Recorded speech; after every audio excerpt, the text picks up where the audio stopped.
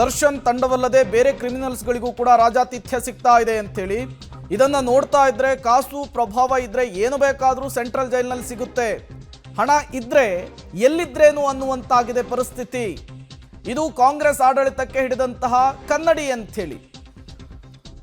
ಜೈಲು ವ್ಯವಸ್ಥೆ ಹೇಗಿದೆ ಅನ್ನೋದಕ್ಕೆ ಇದೊಂದು ತಾಜಾ ಉದಾಹರಣೆ ಅಂಥೇಳಿ MLC CT ರವಿ ಅವರು ಗುಡುಗಿದ್ದಾರೆ.